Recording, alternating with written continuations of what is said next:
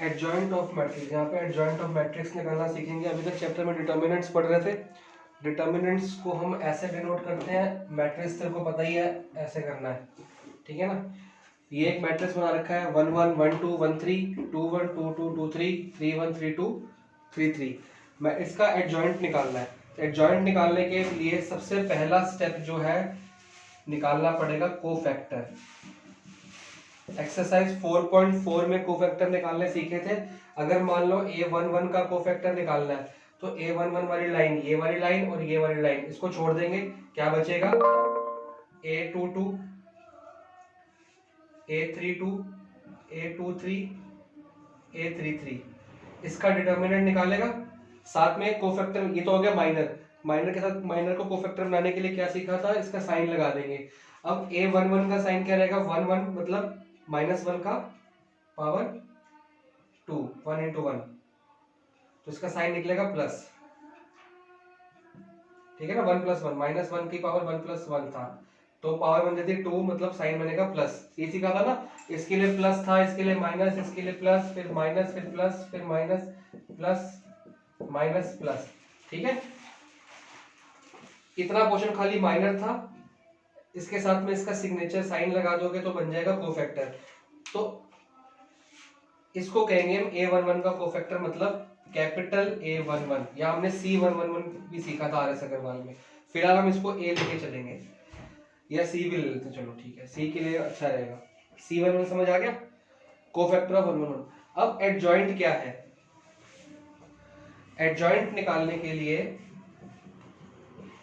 Adjoint of A एक matrix है ये वाला, इसका एडजॉइंट होगा, इसके सारे कोफैक्टर निकालने पड़ेंगे पहले।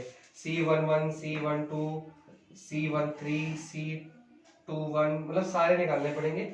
उसको एक अलग से मैट्रिक्स में वो करना पड़ेगा सेट, लेकिन सेट ऐसे नहीं करना।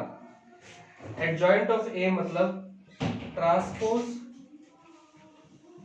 Of cofactor of cofactors. सारे कोफैक्टर्स निकालेंगे, उसको सेट करेंगे, उसका ट्रांसपोज बनाएंगे। मतलब C11 यहाँ पे आएगा, C12 यहाँ आना चाहिए, C13 यहाँ आना चाहिए। सारे कोफैक्टर को सेट किया, लेकिन हम क्या यूज कर रहे हैं वर्ड ट्रांसपोज, तो ट्रांसपोज के हिसाब से यहाँ पे नहीं आएगा। तो ट्रांसपोज का मतलब सीखा था मैट्रिक्स चैप्टर में, रोज बिकम्स कॉलम। C11 यहाँ पे, C12 यहाँ पे, C13 यहाँ पे, C21 C22 C23 C31 C32 C33। पहले सारे इन सब के कोफैक्टर्स निकाले जाएंगे, साइड पे लिखे जाएंगे, उसकी एक मैट्रिक्स बनाई जाएगी, लेकिन रोज की जगह पे ये वाले रोज को ये कॉलम में बनाया जाएगा, इस रो को इस कॉलम में, इस रो को इस कॉलम में। एक एग्जांपल करके तेरे को अभी मैं दिखाता हूँ।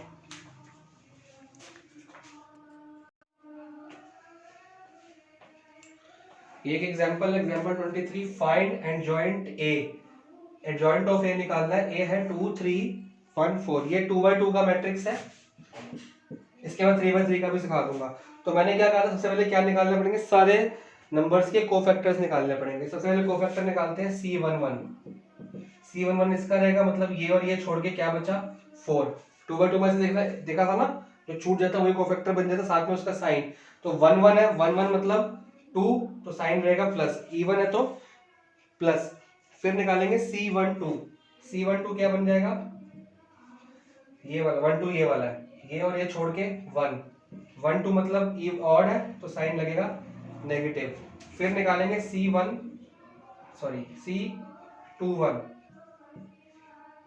C21 ये वाला है, इसको छोड़ देंगे, ये रो और ये कॉलम, बचेगा 3।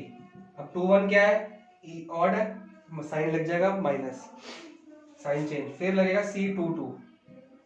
C22 मतलब 4 के लिए ये हटाएंगे, ये हटाएंगे, बचेगा 2। 2 मतलब इवन, साइन सेम रहेगा प्लस। तो इस 4 हमने निकाल लिए। अब एडजॉइंट ऑफ ए निकालने के लिए इन चारों को अरेंज करेंगे, लेकिन इसके ट्रांसपोज में।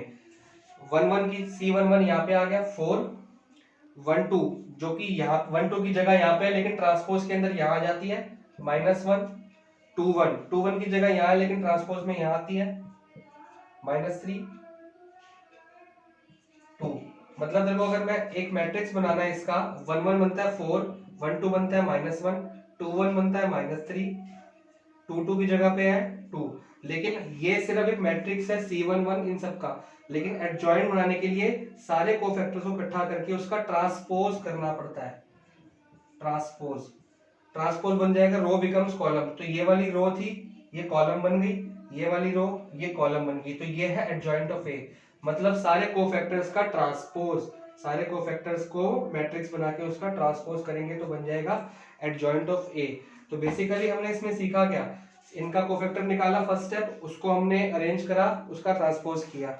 तो हमने क्या देखा कि जो ये ए था इसका एडजॉइंट निकालने के लिए खाली 2/2 के लिए करूँ, 3/3 में नहीं लगेगा, ये 2 × 2 में क्या लगेगा, ये जो दो नंबर है ना ये वाले ये आपस में इंटरचेंज हो जाते हैं। 4 ऊपर आ जाएगा 2 नीचे आ जाएगा। शॉर्टकट बता रहा हूँ कैसे करना है। अगर 2/2 का आ गया तो इसका एडजॉइंट बनाने के लिए 4 को ऊपर लिख दे, 2 को नीचे लिख दो, ठीक है। ये दो नंबर सेम रहेंगे, इनके सिर्फ साइन चेंज हो जाएंगे, इसके आगे माइनस लग जाएगा, इसके आगे माइनस लग जाएगा। अगर ये माइनस होंगे तो प्लस लग जाएगा। समझ आ गया। इन दोनों को इंटरचेंज कर दो, इन दोनों के साइन चेंज कर दो, तो तुम्हारा अपने आप एडजॉइंट बन जाएगा। ये ट्रिक, ये शॉर्टकट सिर्फ 2/2 में लग सकती है। इन दोनों के साइन चेंज कर दो, 4 ऊपर 2 नीचे, इन दोनों के प्लेसेस चेंज कर दो, 4 ऊपर 2 नीचे, इनके साइन चेंज कर दो, तो आंसर निकल आएगा। एक और करके दिखाता हूँ एग्जांपल। तो ये एक और एग्जांपल है, b है 1 3। अब या तो हम कोफैक्टर्स निकालें, उसको सेट करें, फिर उसका ट्रांसपोज करें, या हम शॉर्टकट लगाते हैं adjoint of b is equal to, मैंने क्या कहा था, इन दोनों की क्या कर देनी है, प्लेसेस चेंज, और इन दोनों के साइन चेंज। तो इनकी प्लेसेस चेंज कर रहे हैं, -3 1 बस, और इनके साइन चेंज नहीं करने होते, सिर्फ प्लेसेस चेंज करनी है, इंटरचेंज कर दो। और बाकी दोनों को सेम टू सेम लिख दो, बस साइन बदलने हैं। इसका साइन माइनस था तो ये बन जाएगा प्लस, इसका साइन प्लस था तो ये बन जाएगा माइनस। बस खत्म, शॉर्टकट हो गया।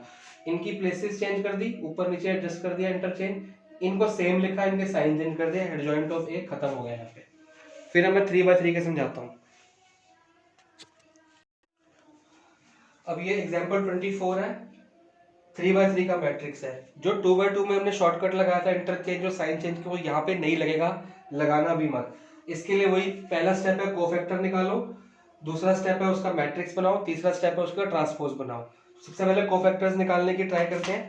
सबसे पहले कोफैक्टर निकालेंगे C11 निकालने जा रहा हूँ मैं, ध्यान से देखना, दिख रहा है, हाँ।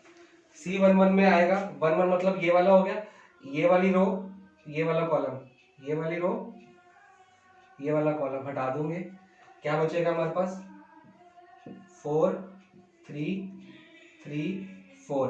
साथ में इसका साइन लगेगा, 1 1 है तो इवन है, तो 1 + 1 2 मतलब इवन, तो साइन सेम रहेगा प्लस का, ठीक है। तो इसका आंसर क्या आ गया, 4 4 16, 3 3 9।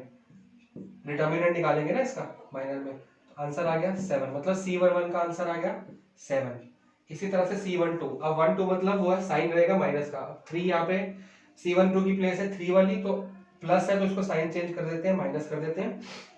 C12 का आंसर आएगा -1। कैसे आएगा, ये हटा दो, ये वाली लाइन 3 वाली, और ये हटा दो, ये वाली और ये वाली, तो आ गया ब्रैकेट के अंदर 4 - 3, ये 4 × 1 4, 3 × 1 3, आंसर आ जाएगा -1, ठीक है। इसी तरह से C13, उसका आंसर आ रहा है -1।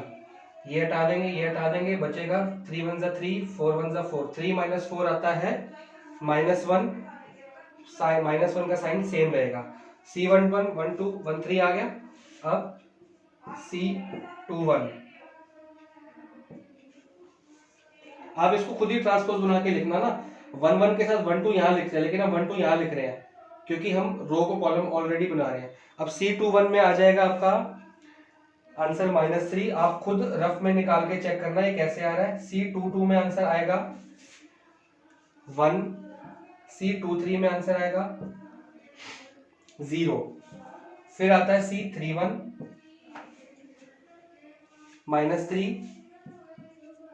32, C33,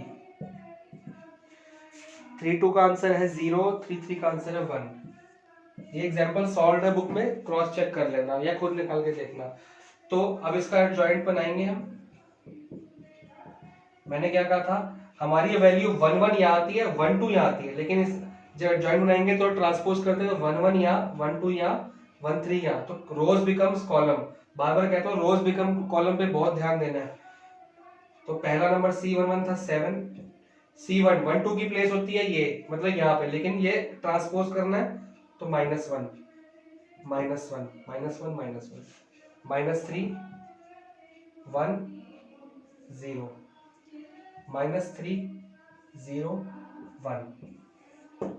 इतना समझो, पहले एडजॉइंट और इसके क्वेश्चन दूंगा वो करके देखो।